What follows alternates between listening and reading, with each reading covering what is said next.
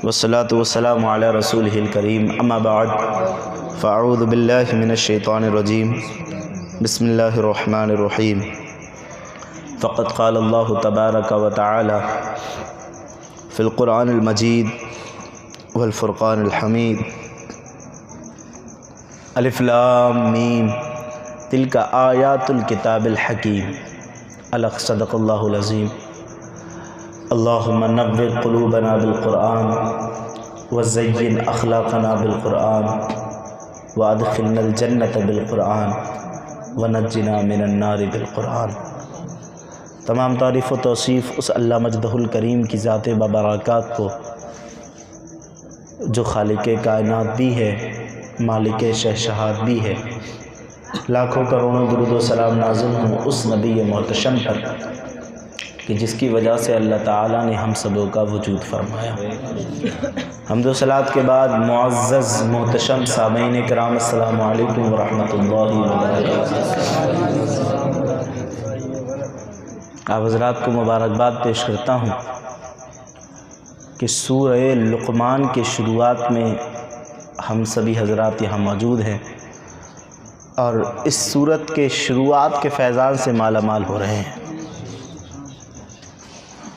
کسی بھی سورت کا جو نام رکھا جاتا ہے نا، نام جو نام تجویز پایا گیا ہے، اس سے پہلے سورہ روم تھی، تو جو سورتوں کے نام ہوتے ہیں وہ یا تو اس وجہ سے ہوتے ہیں کہ پورا سورت کا جو ٹاپک ہوتا ہے وہ اسی نام پر ہوتا ہے، یا پھر کوئی ایک واقعہ اس سورت کے اندر ہوتا ہے جس کے نام پر وہ نام رکھ دیا جاتا ہے، یا پھر کوئی ایک آیت ہوتی ہے اس سورت کے اندر اور اسی آیت کے نام پر اس کو نام دے دیا جاتا ہے۔ مثال کے طور پر پچھلی جو سورہ روم آپ نے ملاحظہ کی، اس میں روم کا واقعہ تھا، روم اور فارس کی جو لڑائی ہوئی تھی اس لڑائی کا واقعہ تھا، تو اس مناسبت سے اس سورت کا نام سورہ روم رکھ دیا گیا۔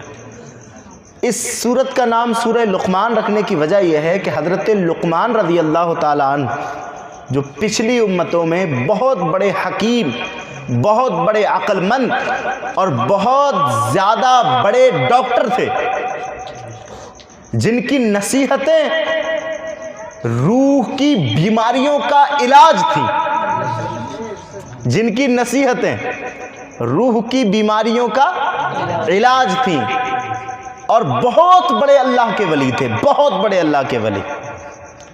ان کی کچھ نصیحتیں یہاں تک کہ اتنے مقرب تھے رب کے، اور ان کی نصیحتیں اتنی فائدہ مند تھیں کہ ان کی بعض نصیحتوں کو سورہ لقمان میں اللہ تعالیٰ نے آیتوں کے ذریعے نقل فرمایا ہے۔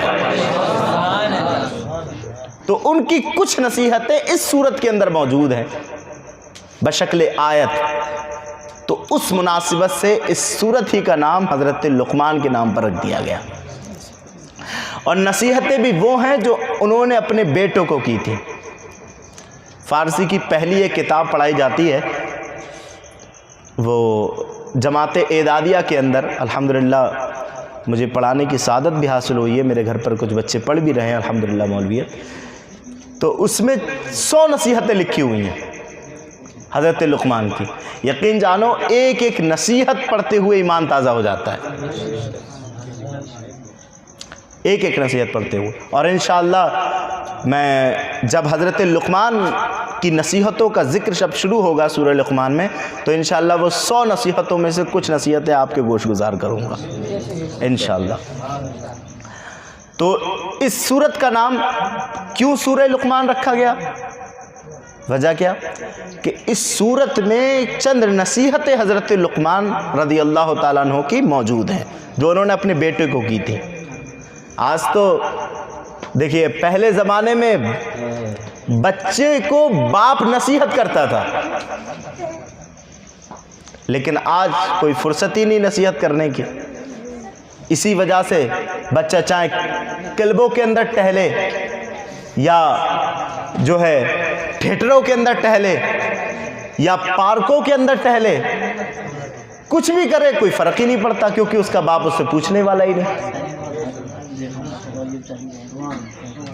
پہلے جب بچے راہ فرار اختیار کرتے تھے اور راہ راست کو چھوڑ کر کے بھٹکنے لگتے تھے تو باپ انہیں نصیحت کرتے تھے کہ بیٹا ایسا نہیں، ایسا کرنا ہے، ایسا نہیں، ایسا کرنا ہے. حتیٰ کہ ان کی پرورش وہ اس طرح کرتے تھے کہ وہ گزشتہ واقعات سنا کر کے، انبیاء اولیاء کے واقعات سنا کر کے ان کی پرورش کیا کرتے تھے.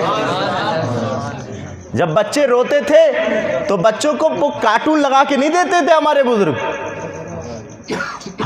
بزرگ بچوں کو وہ فلمیں نہیں دکھانے لگتے تھے کہ جب روئے تو موبائل پکڑا دیا ہاتھ میں، بلکہ جب بچے روتے تھے تو کہیں امام حسین کا واقعہ سنایا جاتا تھا، کبھی علی اکبر کی شہادت سنائی جاتی تھی، کبھی حون محمد کی شہادت سنائی جاتی تھی، کبھی محمد بن قاسم کا غلبہ سنایا جاتا تھا، اور کہا جاتا تھا بیٹے تجھے بھی بڑے ہو کر اگر دین پر بات آئے تو اپنی گردن کٹا بھی دینا ہے، اور اگر دین پر بات آئے تو دوسرے کی گردن کاٹ بھی لینا ہے. تب جب بچے بڑے ہوتے تھے تو کوئی صلاح الدین ایوبی بن کر پیدا ہوتا تھا، کوئی محمد بن قاسم بن کے پیدا ہوتا تھا، کوئی عون محمد بن کے پیدا ہوتا تھا، تو پھر کوئی حضرت قاسم بن کے پیدا ہوتا تھا، تو کوئی علی اکبر بن کے پیدا ہوتا تھا، اور کوئی 6 مہینے کی عمر میں اپنے حلقوم پر تیر لگا کر کے مسکراتا ہوا علی اصغر بن کے پیدا ہوتا تھا. اس لیے کہ بچپنے میں ان کی تربیت اس طرح کی جاتی تھی. انہیں گانے یا فلمیں یا ڈرامے نہیں سنائے جاتے تھے. یہ آج کے درس قرآن کے بعد آنے والی جو درس قرآن ہوگا اس کے اندر لہو الحدیث یہ آیت کریمہ آئے گی، اس میں باقاعدہ انشاءاللہ اس طریقے سے جو ناولیں پڑھی جاتی ہیں اور جو کہانیاں سنائی جاتی ہیں، ان سب کی مذمت فرمائی اللہ تعالیٰ نے، سب کی مذمت فرمائی ہے. انشاءاللہ اگلے درس قرآن میں اس کا بیان ہوگا. تو میرے کہنے کا مطلب یہ ہے کہ اپنے بچوں کو جب وہ ہوش سنبھالنا شروع کر دیں، بلکہ علماء فرماتے ہیں ہوش سنبھالنے کی بات تو دور، جب سے بچہ ماں کے شکم میں پہنچ جائے، یہ معلوم ہو جائے کہ حمل ٹھہر گیا ہے، تب سے ہی اس کی تربیت شروع ہو جاتی ہے. ارے یہ تربیت ہی کا تو اثر تھا کہ ماں کے پیٹ کے اندر غوث اعظم 18 پاروں کے حافظ بنے تھے. صاحب یہ تربیت تو تھی. جب بچہ پیٹ کے اندر ہو جائے تبھی سے ماں تربیت شروع کر دے. باپ کھڑے ہو جائے مصلی پر، رب تیرا شکر ہے کہ وہ نعمت تو نے مجھے عطا فرمائی، نہ جانے کتنے ترس رہے ہیں اس نعمت کو، نہ جانے کتنے رو رہے ہیں اس نعمت کو، اور انہیں یہ نعمت حاصل نہیں، کوئی دقت نہیں، کوئی پریشانی نہیں، لیکن پھر بھی یہ نعمت نہیں مل پا رہی. لیکن میرے رب تیرا کتنا بڑا شکر ہے کہ تو نے مجھے اس نعمت کو عطا فرمایا ہے. شکر ہے تیرا. اس نعمت کے ملنے پر اب تک میں جھوٹ بولتا تھا، اب تک میں نے چغلیاں کی، اب تک میں نماز چھوڑتا تھا، اب تک میں لوگوں کی برائیاں کرتا تھا، لیکن رب تو نے مجھے اتنی بڑی نعمت دی ہے، لے آج میں اس نعمت کے ملنے پر جھوٹ سے توبہ کرتا ہوں، میں چغل خوری سے توبہ کرتا ہوں، میں ترک نماز سے توبہ کرتا ہوں. انشاءاللہ آج سے تیرا بندہ اس نعمت کے ملنے کے بعد نمازی بھی ہوگا، سچا بھی ہوگا، میدان کا غازی بھی ہوگا. یہ ہونا چاہیے. اور انشاءاللہ جب یہ ہوگا نا تو دیکھنا آپ کے بچے کیسے ہوں گے. میں نے ہارون رشید کا ایک واقعہ سنایا تھا آپ کو، پھر سے یاد کرتا ہوں. ہارون رشید کے بیٹے نے، شہزادہ تھا، ہارون رشید کے بیٹے نے تیر اندازی کے لیے گیا. پہلے تیر اندازی ہوتی تھی، تلوار بازی سیکھتے تھے، تو یہ شہزادہ تھا، آنے والے وقت میں اس نے بادشاہ بننا تھا، تو تیر اندازی کے لیے گیا. اس نے تیر تانا چلے پہ لگایا اور چھوڑا. ارادہ یہ تھا کہ جو جھاڑیوں میں کوئی چھپا ہوا ہے، یہ کوئی جانور ہے، میں اس کا شکار کروں. لیکن وہ جانور نہیں تھا، ایک بڑھیا تھی جس کے سر پر مٹکا رکھا ہوا تھا. وہ مٹکا، وہ جو تیر تھا اس مٹکے پہ جا لگا اور اس کا مٹکا پھوٹ گیا. کسی غریب کے لیے کسی غریب کے لیے. اس بڑھیا کا جو حال تھا نا، یہ اسی مٹکے سے پانی بھر کے درباروں میں پہنچاتی تھی اور لوگوں کو پلاتی تھی، اور وہ جو پانی لوگ پیتے تھے تو 1 روپیہ یا 2 روپیہ دے دیتے تھے، اس سے اس کا گھر کا خرچہ چلتا تھا. جب مٹکا ٹوٹا، بڑھیا کی آس ٹوٹ گئی. اب میں دوسرا مٹکا خرید بھی نہیں سکتی، اتنے پیسے بھی نہیں، اور اگر میں خریدوں گی تو پھر بچے بھوکے مر جائیں گے. اور شہزادے نے مٹکا توڑ دیا، اب شکایت کس سے کروں؟ شہزادے نے توڑا ہے، اگر شکایت کروں گی تو بادشاہ مجھے ٹانگ دے گا، قتل کر دے گا کہ میرے بیٹے پہ الزام لگاتی ہے. پھر ذہن میں آیا تجھے خوف کرنے کی ضرورت نہیں، کیونکہ جو تخت پر بیٹھا ہے وہ محمد عربی کا غلام بیٹھا ہے. تجھے خوف کرنے کی ضرورت نہیں ہے، کیونکہ محمد عربی صلی اللہ علیہ وسلم کے جو غلام ہوتے ہیں وہ یہ نہیں دیکھتے کہ رشتے میں ہمارا کون لگتا ہے، وہ یہ دیکھتے ہیں کہ انصاف کے تقاضے پورے ہوتے ہیں کہ نہیں ہوتے ہیں. ایک صاحب سے ایک بادشاہ، اسلامی بادشاہ، اس سے ایک بچے کا قتل ہو گیا اسی طریقے سے تیر اندازی کے طور پر. اس نے سوچا کہ یہ کوئی جانور ہے، دور سے، کیونکہ دور سے شکار کیا جاتا تھا نا، تو دور سے انہوں نے تیر چلایا اور وہ ایک ماں کے بچے کے جا کر کے لگا اور وہ بچہ فوراً فوت ہو گیا. یہ بادشاہ تھا، لیکن ماں تو ماں ہوتی ہے نا. ماں نے قاضی کے پاس شکایت لگا دی کہ میرے بچے کو انہوں نے مارا ہے، یا مجھے قصاص دلائیں یا پھر مجھے فدیہ دلائیں. جب کوئی بندہ کسی کو قتل کر دے تو اس کے 2 جو ہے سزائیں ہیں شریعت کے اندر. یا تو قتل کا بدلہ قتل، ناحق قتل کیا ہے تو چھوڑا نہیں جائے گا، تو نے اس کو قتل کیا ہے پھر تجھے بھی قتل کیا جائے گا. یہ شریعت کا اسلامی قانون ہے. کسی کا ہاتھ کاٹ دیا تو بدلے میں تیرا ہاتھ بھی کاٹا جائے گا. یا پھر اگر رضامند ہو جائے وہ شخص جس کے ساتھ ظلم ہوا یا اس کے اہل خانہ، تو پھر اتنا جو شریعت نے مقرر کیا پیسہ دیا جائے گا. یہ 2 صورتیں، یا قصاص یا پیسہ. تو کہا یا تو مجھے قصاص دلاؤ قاضی، بادشاہ نے میرا بچہ مارا ہے، بادشاہ خود مرے، یا مجھے فدیہ دلاؤ. بادشاہ کی جو شکایت تھی قاضی کے پاس پہنچی، قاضی نے مقدمہ لگایا. مقدمے میں سلطان پہنچے، اور سلطان کے پہنچنے سے پہلے قاضی نے اپنی مسند کے نیچے کوڑا رکھ لیا، کوڑا رکھ لیا اپنی مسند کے نیچے. سلطان پہنچے، سلطان کے پہنچتے ہی جتنے عدالت میں بیٹھے ہوئے تھے سب کھڑے ہو گئے. لیکن قاضی نے کہا سلطان آج تمہارے لیے کوئی نشست نہیں، کوئی کرسی نہیں، جا کے کٹ گھرے میں کھڑے ہو جاؤ.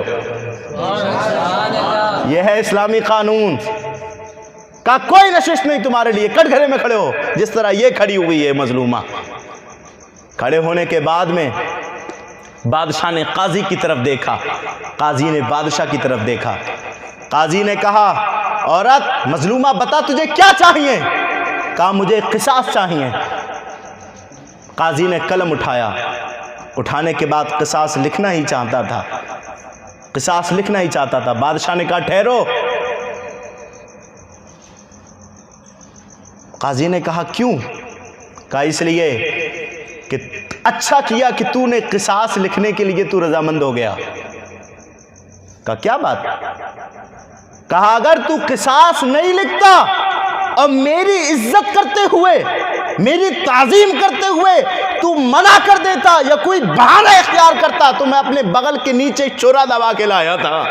اگر تو انصاف نہ کرتا تو اس چھرے سے پہلے تجھے قتل کرتا پھر خود قتل ہو جاتا. کہا بادشاہ سلطان سن پھر میری بھی، پھر سن میری بھی. کہا سنا. کہا میں نے بھی مسند کے نیچے کوڑا رکھا تھا، اگر تو تھوڑی بہت بھی ٹیڑھا گڑی کرتا اور انصاف کو ماننے سے انکار کرتا تو مجھے تجھے کوڑے سے منوانا تھا. یہ ہوتا ہے انصاف، یہ ہوتا ہے انصاف. پھر بوڑھی مظلومہ بھی بولی ہو اب تک تو میں نے صرف سنا ہی تھا، اب جب میں نے کردار دیکھا ہے مجھے قصاص بھی نہیں لینا ہے، مجھے فدیہ بھی نہیں لینا ہے، مجھے تمہارے محمد پر ایمان لے کر کے آنا ہے. صلی اللہ تعالی علیہ وسلم۔ یہ ہوتا ہے ہمارا انصاف۔ آج ظلم کیا جا رہا ہے، نام پوچھ پوچھ کر لوگوں کو عہدے دیے جا رہے ہیں۔ دور حاضر سے آپ بالکل واقف ہوں گے۔ ہمارے انصاف کو دیکھو، ہمارے انصاف پر انگلیاں اٹھائی جاتی ہیں۔ پورے دنیا پر حکومت کرنے والا سکندر، پوری دنیا پر حکومت کرنے والا، فما رفع علیہ حاجہ، ایک دن اس کے دربار میں کوئی نہیں آیا پوچھنے والا، سوال کرنے والا، مانگنے والا۔ فما رفع علیہ حاجہ، کوئی نہیں آیا مانگنے والا۔ سکندر اپنے درباریوں سے کہتا ہے آج کا سب سے بڑا منحوس دن ہے کہ آج مجھ سے کوئی مانگنے نہیں آیا، میں کسی کی سزا نہیں پوری کر پایا، میں انصاف نہیں کر پایا، میں عدل نہیں کر پایا۔ یہ ہم لوگوں کا انصاف تھا، یہ ہمارے حکمرانوں کا انصاف تھا۔ لیکن آج جو حکمرانی کر رہے ہیں وہ دیکھیں کہ کتنوں پر ظلم کر رہے ہیں، کتنوں کے گھر اجاڑ رہے ہیں، کتنی بیویوں کو انہوں نے بیوہ کر دیا ہے۔ تو انصاف کے تقاضے ہمیں نہیں سکھانا چاہیے بلکہ ہم سے سیکھ کر کے خود سیکھنا چاہیے۔ یہ ہمارا انصاف تھا۔ تو بوڑھی نے پہلے سوچا کہ بادشاہ کا بیٹا ہے، مارے گا، مجھے مار دیا جائے گا، لیکن دوسری بار میں سوچا پھر یہ تو محمد عربی کا نوکر ہے جو تخت پر بیٹھا ہے، یہ انصاف کے تقاضے پورے کرے گا۔ اچھا یہاں بات آ گئی ہے جب ہمارے عادل کی۔ شاہجہاں جانتے ہیں آپ؟ شاہجہاں ممتاز کی محبت کے بارے میں سنا ہے آپ نے؟ ان میاں بیویوں کو اتنی محبت تھی ایک دوسرے سے، اتنی محبت تھی ایک دوسرے سے کہ اگر دیکھتے نہیں تھے نا ایک دوسرے کو تو انہیں چین نہیں پڑتا تھا۔ حتیٰ کہ شاہجہاں نے اپنی کرسی کے پیچھے ایک بالا خانہ بنایا تھا، اپنی کرسی کے پیچھے بالا خانہ بنایا تھا، جس بالا خانے کے پیچھے ان کی بیگم بیٹھتی تھی، اور وہ بیگم پیچھے سے اپنا ہاتھ بادشاہ کے پیٹھ پر رکھتی تھی۔ انہیں جب لگتا تھا کہ ہاں میری بیگم کا ہاتھ میرے پیٹھ پر ہے تب وہ دربار میں بیٹھتے تھے۔ اتنی محبت تھی، اتنی محبت تھی، اتنی۔ اب ذرا سوچو کتنی محبت ہوگی کہ بادشاہ اپنی بیوی سے جدائی برداشت نہیں کر سکتا تھا۔ لیکن ایک مرتبہ ہوا ایسا کہ جو ان کی بیگم تھی، ان کے ملک کے کسی شخص نے کوئی غلط کام کر دیا، آیا کٹ گھرے میں کھڑا ہوا، ظالم بھی سامنے، مظلوم بھی سامنے۔ بادشاہ نے قلم اٹھایا کہ ظالم کی جو سزا ہے وہ مقرر کی گئی اور اسے یہ سزا دی جائے۔ بی بی نے پیچھے سے ہاتھ مارا کہ شاہجہاں یہ میرے ملک کا لگتا ہے، تخفیف کی جائے۔ کہا بیگم اس وقت بولنے کی جرت نہ کرنا، کیونکہ اس وقت جو میں فیصلہ سنا رہا ہوں وہ اپنا نہیں محمد عربی کا سنا رہا ہوں، اور محمد عربی صلی اللہ علیہ وسلم کے فیصلے میں نہ تیری سنی جائے گی نہ خود میری سنی جائے گی۔ یہ تھا ہمارا انصاف صاحب۔ تو بوڑھی نے سوچا انصاف تو ہوگا ہی ہوگا، پہنچی ہارون رشید سے شکایت کی۔ ہارون رشید نے اتنا سونا دیا، اتنا سونا دیا کہ زندگی بھر وہ بوڑھی بیٹھ کر کے کھائے تو کم تھا، زندگی بھر وہ بیٹھ کر کھاتی تب بھی اس کے لیے وہ سونا زیادہ پڑ جاتا۔ بوڑھی خوش ہو کر کے گئی۔ یہاں بوڑھی کا جانا تھا، ہارون رشید اپنی بیگم کے پاس آئے، کہا بتا کیا ایسی غلطی کی ہے جس کا برا اثر تجھ پر میرے بیٹے پر پہنچا ہے؟ تو نے کیا ایسی غلطی کی ہے؟ آج سگریٹیں منہ میں لگا کے بچوں کو سگریٹ کا منع کرنے والوں، سوچو گٹکے سے منہ بھرا پڑا ہے، بچوں سے کہہ رہے ہو کہ گٹکا مت کھاؤ۔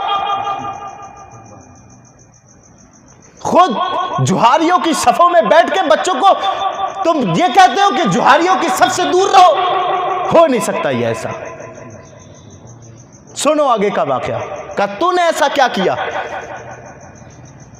تو نے ایسا کیا کیا ہے کہ جس کا برا اثر میرے بیٹے پر پہنچا؟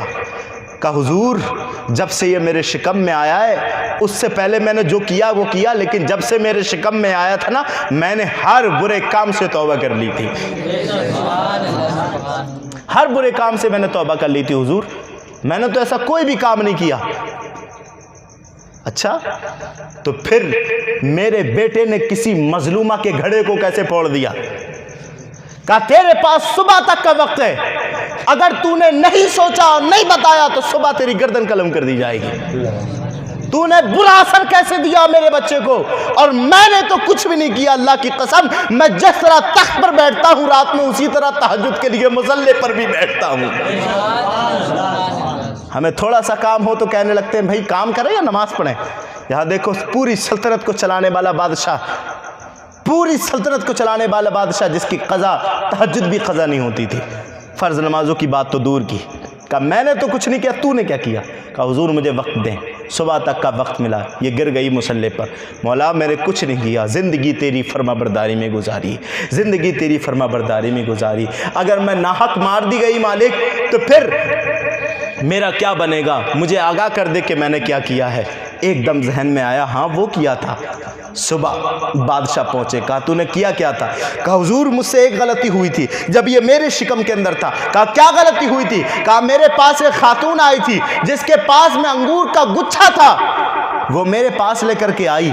उस अंगूर के गुच्छे को देख करके मेरा मन चाहा कि मैं इस अंगूर को खाऊं, लेकिन मैं थी बादशाह की बेगम और वो थी मेरी खादिमा, उससे मांगू ये मैंने अपनी पर्सनालिटी के खिलाफ समझा, ये मैंने अपने प्रोटोकॉल के खिलाफ समझा, इसलिए मैंने उससे मांगा नहीं। लेकिन जब वो किसी हाजत के लिए उस अंगूर के गुच्छे को छोड़ करके चली गई तो मैं सुई से कुछ चीज़ बुन रही थी, मैंने एक अंगूर के गुच्छे से एक अंगूर में वो सुई डाली और उसको निकाला, जो रस लगा था मैंने उसको चूस लिया। खुदा की कसम इस गुनाह के अलावा मैंने कोई गुनाह नहीं किया था। हारून रशीद कहते थे बेगम सुन, जो तूने थोड़ा सा रस पिया था उसका नतीजा ये हुआ कि किसी मजलूमा का गला तेरे बच्चे ने फोड़ दिया। आज खुद बेनमाजी होकर बच्चों को नमाज की तबलीग करने वाले वालिद साहब जरा गौर करें अपने ऊपर। मेरे पास जो बच्चे पढ़ते हैं अक्सर उनके वालिद साहब कहते हैं कि हज़रत ये नमाज ही नहीं पढ़ता, मस्जिद सामने है फिर भी नहीं पढ़ रहा। तो मैं कहता हूं कि साहब बताइए तुम कितनी पढ़ रहे हो? आप बताएं आप कितनी पढ़ रहे हैं? आप सिर्फ एक महीना नमाज के पाबंद हो जाओ, आपसे ज़्यादा आपके बच्चा नमाज की पाबंदी ना करे तो नाम फेर देना। अपने किरदार तो देखें, हम खुद अपने किरदार पर गौर करें, फिर अपने बच्चों की तरबियत करें। सुनो, हुजूर गौसे आज़म रज़ी अल्लाह ताला अन्हु, इनके नाम पर कहो सुभान अल्लाह। वलियों के ताजदार हैं, वलियों के ताजदार हैं, बिगड़ी बनाने वाले हैं, काम बनाने वाले हैं। आपके पास एक खातून आई और अर्ज़ किया हुजूर मेरा बच्चा चीनी बहुत खाता है, चीनी बहुत खाता है, चीनी खाने के सबब इसके दांत खराब हो रहे हैं, इसकी तबीयत मुतासिर हो रही है। हुजूर आप मना फरमा दें, आप तो शेखों के शेख हैं, आपकी बड़ी इज्जत करता है, अगर आप मना फरमा देंगे कि ये चीनी को छूना क्या, ये देखेगा भी नहीं। सुभान अल्लाह। आज गौसे आज़म का नाम लेकर के उनके नाम की बिरयानियाँ पका करके फिर भी उनके तरीके को छोड़ने वालों, सुनो उस छोटे से बच्चे का किरदार। कहा आप मना कर दोगे ना तो ये छूने की तो बहुत दूर की बात, देखेगा भी नहीं। हुजूर ने कहा ठीक है कल आना, कल मना करूंगा। इसके जहन में आया, एक रिवायत में आता है 1 महीने बाद आना, एक रिवायत में आता है कल आना। इसने सोचा कि 1 महीने का टाइम क्यों? हुजूर तो आज भी मना कर सकते थे, क्यों मना नहीं किया? खैर 1 महीने बाद या 1 दिन बाद पहुंची। कहा हुजूर अब मना कर दे। कहा ठीक है, ए बच्चे चीनी मत खाना। जैसे ही हजरत ने मना किया इसने सवाल शुरू कर दिए। कहा हुजूर ये तो आप कल भी कह सकते थे, या फिर दूसरी रिवायत के मुताबिक 1 महीने पहले भी कह सकते थे, आपने इतना टाइम क्यों लिया? हुजूर गौसे आज़म फरमाते हैं खातून मैंने इसलिए टाइम लिया कि उस वक्त चीनी मैं खुद भी खाता था, चीनी मैं खुद भी खाता था, और जिस काम को मैं खुद करूं दूसरे को हुक्म दूं मैं ऐसा हरगिज नहीं कर सकता। पहले मैंने खुद चीनी खाना बंद किया, फिर मैं इससे कह रहा हूं कि तू चीनी मत खाना। आज मैं खुद नमाज नहीं पढ़ता, मुझे कोई मस्जिद में नहीं देखता, और मैं यहां दरसे कुरान में बैठ के कहूं कि नमाजें पढ़ो, कौन असर करेगा मेरी बात पर? میں لوگوں کے سامنے بیٹھ کے چغلیاں کرتا ہوں، یہاں کہوں کہ چغلی مت کرو، کون میری بات پہ اثر کرے گا؟ اللہ بھی قرآن میں فرماتا ہے یا ایھا الذین آمنوا لما تقولون ما لا تفعلون، اے ایمان والو تم وہ کیوں کہتے ہو جو تم خود کر نہیں سکتے؟ پہلے کرو پھر کہو۔ تو صاحبو اپنے بچوں کی اگر تربیت صحیح کرنا چاہتے ہو تو پھر پہلے خود اپنے آپ کو کردار عمل میں پیش کرو۔ اترو آپ میدان کے اندر، انشاءاللہ آپ کے بچے بھی انشاءاللہ دین کے سپاہی بنتے ہوئے نظر آئیں گے۔ یہ جو واقعات پیش آتے ہیں نا، کلیجہ منہ کو آتا ہے، کلیجہ منہ کو آتا ہے۔ آپ اس سال کی یہ جو سن 2022 گزری ہے نا، اس سال کا بیورا نکال کے دیکھو، 1.5 لاکھ مسلم خواتین مرتد ہو گئی ہیں۔ 1.5 لاکھ کالجز میں پڑھنے والی لڑکیاں جن کے غیر مردوں سے تعلق ہوئے، بلکہ غیر مرد کیا غیر مسلموں سے تعلق ہوئے، اور ان کے ساتھ وہ بھاگ گئی۔ کیوں بھاگیں پتہ ہے؟ غلطی ان کی نہیں، غلطی ان کے ماں باپ کی ہے کہ انہوں نے طریقے سکھائے تو فلموں کے ایکٹروں کے سکھائے، سیدہ زہرا طیبہ طاہرہ کا طریقہ نہیں سکھایا۔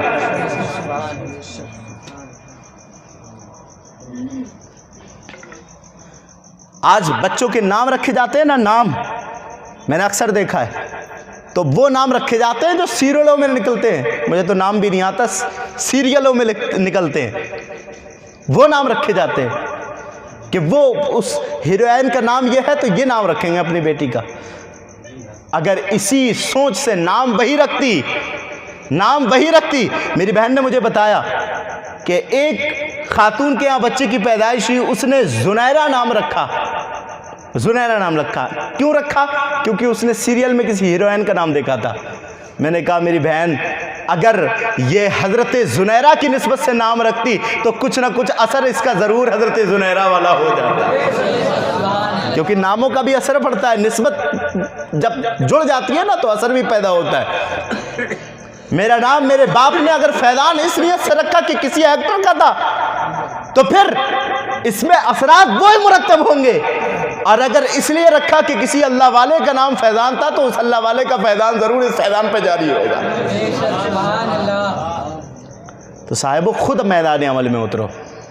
اللہ قرآن پاک کے اندر ارشاد فرماتا ہے الف لام میم، صاحب جلالین فرماتے ہیں اللہ اعلم بمرادہ، اس کی مراد اللہ بہتر جانتا ہے۔ کوئی بھی تفسیر کرنے والا الف لام میم یا اس طریقے سے جو حروف مقطعات ہیں، حامیم یاسین طاسین طٰ، ٹھیک ہے، حامیم عین سین قاف، اس طریقے جو حروف مفردات ہیں، کسی شخص نے بھی، کسی مفسر نے بھی اس کا ترجمہ نہیں کیا۔ اس کا ترجمہ یا تو اللہ جانتے ہیں، یا اللہ جانتا ہے، یا اللہ کی عطا سے اللہ کے حبیب جانتے ہیں۔ آگے اللہ فرماتا ہے تلک آیات الکتاب الحکیم، یہ حکمت والی کتاب کی آیتیں ہیں، یہ حکمت والی جس کے اندر ہر طریقے سے روشنی ہے۔ یہ اس کتاب کی آیتیں ہیں جس کتاب کا پڑھنا بھی ثواب ہے، چھونا بھی ثواب ہے، سننا بھی ثواب ہے، دیکھنا بھی ثواب ہے۔ یہ حکمت والی کتاب کی آیتیں ہیں، ہدی ورحمۃ للمحسنین، جو ہدایت اور رحمت ہے نیکوں کے لیے۔ یہ قرآن کی آیتیں کس کے لیے رحمت اور ہدایت ہے؟ نیکوں کے لیے۔ نہیں تو کچھ ایسے بھی ہیں جو اس آیات ہی کو پڑھ کر کے ایمان کو سودا کر رہے ہیں، کچھ ایسے بھی ہیں جو ان آیات کے ذریعے سے لوگوں کا ایمان بیچ رہے ہیں۔ لیکن جو نیک ہیں اللہ فرماتا ہے یہ نیکوں کے لیے یہ قرآن کی آیت ہدایت بھی ہے، قرآن کی آیت رحمت بھی ہے۔ اب نیک ہیں کون؟ فرمایا نیک وہ ہیں الذین یقیمون الصلاۃ۔ اب نیکوں کی تعریف فرما رہا ہے خود رب، کسی مفسر کی تفسیر کی ضرورت نہیں ہے، یہاں اللہ خود تفسیر فرما رہا ہے۔ نیک ہیں کون؟ اللہ فرمایا الذین یقیمون الصلاۃ، نیک وہ جو نماز قائم رکھیں۔ یہ قرآن کی آیت ہدایت کس کے لیے، رحمت کس کے لیے؟ نیکوں کے لیے۔ اور نیکی کون؟ الذین یقیمون الصلاۃ، جو نماز قائم کریں۔ جو نماز قائم رکھیں، شہر میں ہو تب بھی نماز پڑھیں، بدر میں ہو تب بھی نماز پڑھیں، جنگلات میں ہو تب بھی نماز پڑھیں، میدان میں ہو تب بھی نماز پڑھیں، ہر وقت نماز کی پابندی رکھیں، کام پر ہو تب بھی نماز پڑھیں، خالی ہو تب بھی نماز پڑھیں۔ ان کے لیے قرآن کی آیتیں ہدایت اور رحمت ہے۔ میں تو ریکویسٹ کرتا ہوں، میں نے ابھی جب میں درس قرآن کے لیے آ رہا تھا تو میں نے کچھ دیکھا، کچھ احباب اس والے چوراہے پہ کھڑے ہوئے تھے، کچھ احباب اس والے چوراہے پہ کھڑے ہوئے تھے، اور عین نماز کا وقت ہو رہا تھا، اور وہی حضرات کھڑے ہوئے تھے جو درس قرآن میں تشریف لانے والے تھے، سر پر ٹوپیاں بھی ماشاءاللہ سجی ہوئی تھیں۔ میں سوچ رہا تھا کتنا اچھا ہوتا کہ یہ درس قرآن میں آتے تو لیکن عشاء کی نماز پڑھ کے آتے۔ کم سے کم اتنا تو اہتمام کریں صاحبو، آپ پورے 6 دن کام کریں، 6 دن کام کریں آپ، لیکن کم سے کم آج درس قرآن آپ نے سننا ہے تو اس دن تو کچھ اہتمام کریں آپ، کہ آج ہم نے درس قرآن سننا ہے تو پھر کچھ تو تبدیلی لائیں۔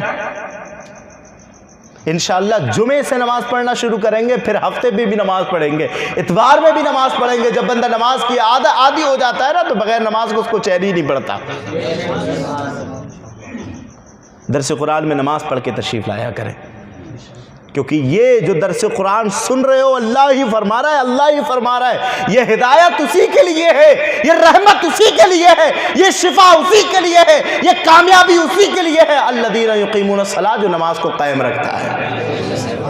یہ میں نہیں کہہ رہا، یہ اللہ تعالیٰ فرما رہا ہے، یہ فائدہ یہ آیتیں اسی کو دیں گی، یہ درس قرآن کا بینیفٹ اسی کو ملے گا، الذین یقیمون الصلاۃ، جو نماز قائم کریں گے۔ اور صاحبو، نماز قائم نہ کرنے والے کے لیے بہت بڑی وعیدیں ہیں۔ اللہ تعالیٰ فرماتا ہے اللہ تعالیٰ کے رسول فرماتے ہیں من ترک الصلاۃ عمدا فقط کفر، جس نے جان بوجھ کے نماز چھوڑی اس نے کفر کر دیا۔ مذہب حنفی کے اندر ایسا شخص کافر تو نہیں ہوتا، لیکن اتنا بڑا گناہگار ہوتا ہے کہ جہنم کے دروازے پر اس کا نام لکھ دیا جاتا ہے۔ نمازوں کی پابندی کریں۔ ایک بڑھیا تھی نا، اس کا تیل گر گیا تھا زمین پر، چراغ لا رہی تھی، چراغ میں جلانے کے لیے تیل لا رہی تھی، کسی پیالے کے اندر وہ گرا، اندھی تھی، اور تیل جو ہے زمین نے جذب کر لیا، تیل زمین نے جذب کر لیا۔ اب یہ رونے لگی، بوڑھی تھی، اور بڑھاپے میں اکثر عقل ضائع ہو جاتی ہے۔ اب یہ زمین سے خطاب کیا کرتی ہے، زمین میرا تیل واپس کر، تو نے میرا تیل پی کیسے لیا، میرا تیل واپس کر، میرا تیل واپس کر۔ زمین نے تیل واپس نہیں کیا، یہ پہنچی حضرت عمر کے پاس۔ حضرت عمر کا زمانہ تھا، اس عدل والے کا زمانہ تھا جس کے عدل سے یہ عالم تھا، کہ اس طریقے کا عالم تھا کہ بھیڑیا اور بکریاں ساتھوں میں باتیں کیا کرتے تھے۔ اس عدل والے کا زمانہ تھا کہ جس کو دیکھ کر کے شیطان بھی گلیاں بدل لیتا تھا۔ سبحان اللہ۔ مجھے یاد آ رہا ہے، حضور صلی اللہ علیہ وسلم سے ایک مرتبہ حضرت عمر نے عرض کیا، حضور آپ نے میرے لیے بڑے فضائل ارشاد فرمائے۔ آپ نے فرمایا، عمر اگر میرے بعد کوئی نبی ہوتا تو وہ تو ہوتا۔ میرے لیے فرمایا، عمر زمین میں آسمان میں جتنے ستارے ہیں اتنی بڑی نیکیاں عمر کی ہیں۔ میرے لیے فرمایا، عمر جس راستے سے تو نکلتا ہے قیامت تک اس راستے پر شیطان نہیں آ سکتا۔ تو حضور بتائیں، جب میں قبر میں جاؤں گا تو کیا ہوگا؟ میں قبر میں جاؤں گا تو کیا ہوگا؟ حضور فرماتے ہیں، پھر قبر میں بھی تیرا ایک عجیب ہی رنگ ہوگا۔ کہتے رنگ کیا ہوگا؟ کہا جب تو قبر کے اندر جائے گا نا، فرشتے آئیں گے نا، تو فرشتے سوال پہلے کرنا چاہیں گے تو ان کو جواب پہلے دے گا۔ سوال پہلے کرنا چاہیں گے، اس سے پہلے تو جواب دے گا۔ کیا حضور کیا؟ فرشتے سوال کرنا چاہیں گے من ربکا، تو پہلے ہی کہہ اٹھے گا اللہ ربی، تو پہلے کہہ اٹھے گا اللہ ربی، اور پھر تو سوال ان سے نہیں کرنے دے گا، تو خود ان سے سوال کرے گا۔ تو کہے گا اللہ ربی فمن ربکما، اللہ میرا رب ہے، بتاؤ تمہارا رب کون ہے؟ تیرا قبر کے اندر بھی تیرا عجیب حال ہوگا. اللہ ربی، تو کہے گا اللہ میرا رب ہے. فمن ربکما، بتاؤ تمہارا رب کون ہے؟ حضور پھر کہا یہ سوال کرنا چاہیں گے، ما کنت تقول فی شان ھذا الرجل، اس آدمی کے بارے میں تم کیا کہتے تھے؟ تو سوال کرنے سے پہلے کہے گا محمد النبی، محمد النبی صلی اللہ علیہ وسلم. فمن نبیکما، میرے نبی تو محمد صلی اللہ علیہ وسلم ہے، بتاؤ تمہارے نبی کون ہے؟ کہا عمر جب تو یہ کرے گا نا تو پھر جو نکیرین آئیں گے سوال کے جواب لینے کے لیے، وہ رب کی بارگاہ میں عرض کریں گے مالک ارسلت الینا ام ارسلت الینا، مالک ہمیں ان کی طرف بھیجا گیا ہے یا انہیں ہماری طرف بھیجا گیا ہے. اس عمر کا دور تھا، اس عدل والے عمر کا دور تھا. اللہ اکبر. تو وہ بوڑھی گئی، کہا حضور میرا تیل اس زمین نے جذب کر لیا، مجھے میرا تیل واپس چاہیے. حضرت نے خط لکھنا شروع کیا، خط، اور خط لکھ کر کے بوڑھی کو دے دیا. کہا جس زمین کے ٹکڑے پر وہ تیل گرا ہے اس زمین کے ٹکڑے پر یہ خط رکھ دیں. کہا ٹھیک ہے حضور، مجھے میرا تیل واپس ملے گا؟